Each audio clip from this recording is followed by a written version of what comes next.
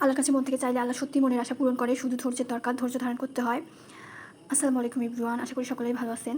এই তো আমার অনেক দিনের স্বপ্ন আজকে পূরণ হলো, ভাবলাম আপনাদের সাথে শেয়ার করি। আর আমি বরাবরই আমার মনের অনুভবগুলো আপনাদের সাথে শেয়ার করার চেষ্টা করি, একমাত্র আপনারাই বুঝবেন।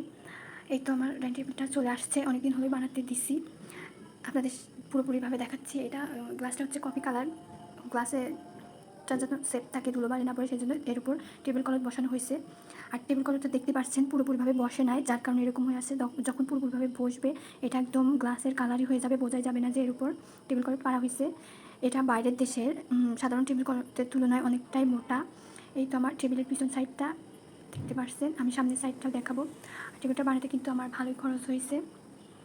আসলে আমি যখন বাসায় আসি, বাসায় আমার তেমন কিছুই ছিল না। আর সংসার তো সাজাতে কম বেশি সব মেয়েরাই পছন্দ করে।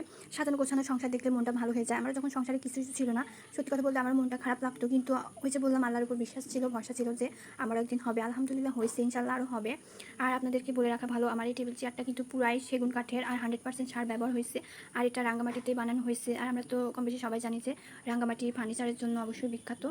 আর আরেকটা কথা আপনাদের সাথে শেয়ার করি, আমার এই টেবিল চেয়ারটা বানাতে কিন্তু অনেক সমস্যার ভিতর পড়তে হয়েছে, শ্বশুরবাড়ি থেকে শুনতে হয়েছে এসবের আবার কী দরকার। ডাইনিং টেবিল তো রয়েছে বাসায়, কিন্তু আচ্ছা ঠিক আছে, কিন্তু ছেলে তো আর একটা না, ছেলে তো অনেকগুলো। যখন একটা ছেলে থাকে তখন অবশ্যই ব্যাপারটা আলাদা হয়ে দাঁড়ায়। আর নিজের জিনিসের প্রতি অবশ্যই নিজের একটা আলাদা জোর থাকে যে না, এটা আমারই, শুধুই আমার। যাই হোক, অনেক কথা বললাম, অনেক কিছু শেয়ার করলাম। যারা আমার এই ভিডিওটা দেখবেন অবশ্যই আমার চ্যানেলটাকে সাবস্ক্রাইব করবেন, লাইক দিবেন, কেননা আমি অনেক কষ্ট করে